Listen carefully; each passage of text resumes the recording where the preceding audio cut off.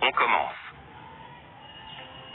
Pourquoi devrions-nous lier notre destinée à la destinée d'un pays européen, quel qu'il soit?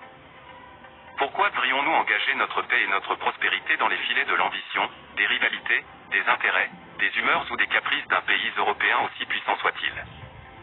Je m'interroge. Nous avons lu sans surprise les sanctions ciblées de la Communauté économique des États de l'Afrique de l'Ouest, CEDEAO, contre les autorités de la transition qui sont contraires aux sanctions énumérées dans le protocole ASP 1/12/01 sur la démocratie et le bonne gouvernance en son article 45. Même si elle aurait pu se prévaloir de cette sanction, je reste convaincu que le Mali restera et demeurera un pays essentiel de cette communauté économique. Nous marchons vers notre avenir, celui de notre pays, alors nous résisterons du mieux que nous pouvons et nous continuerons à discuter avec les pays frères de la CEDEAO pour trouver ensemble la voie, celle du Mali, pour la stabilité politico-sécuritaire de toute la région. Chers compatriotes, aujourd'hui il est nécessaire de parvenir à une unité entre nos communautés, entre les acteurs politiques, entre les citoyens à travers nos religions, nos coutumes et notre culture commune.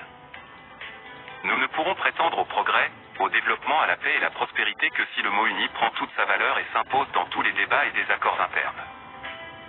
Notre pays, le Mali, est pris entre deux feux, celui des forces terroristes et celui des puissances étrangères, alors nous devons nous mettre ensemble pour faire barrage à nos ennemis qui frappent sans distinction de race, d'ethnie ou de religion. Notre union autour du Mali est un pilier essentiel dans la construction de l'édifice commun, la construction de notre maison commune. Ce pilier est gage de notre liberté, de notre stabilité et de notre avenir en tant que nation.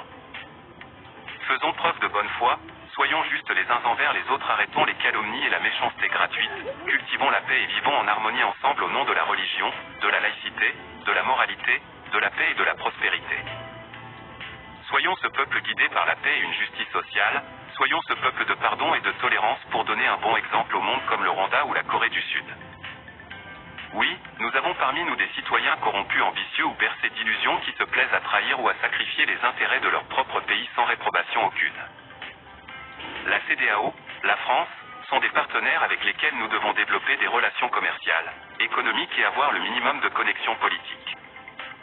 Nous sommes un pays où nous accordons du crédit au respect de la parole donnée et nous respecterons nos engagements en toute bonne foi, mais cela à la limite des aspirations profondes de nos populations.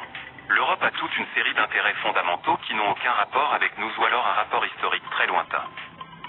Le plus souvent, les causes politiques européennes sont étrangères à nos préoccupations, nous n'avons pas à les suivre aveuglément. Si nous restons ce peuple uni, aliéné par la fibre patriotique et la volonté de réussir ensemble, nous vaincrons les forces obscurantistes. Notre politique en tant qu'autorité de la transition, c'est de mettre le Mali à l'abri de toute alliance définitive avec une partie du monde étranger. Nous devons avoir la liberté et le choix de nos partenaires, et en cas de situation d'urgence, nous pouvons faire confiance à des alliances temporaires. Nous sommes un peuple, un but, une foi. J'ai foi en la vertu de notre cause. Source: Plume Libre.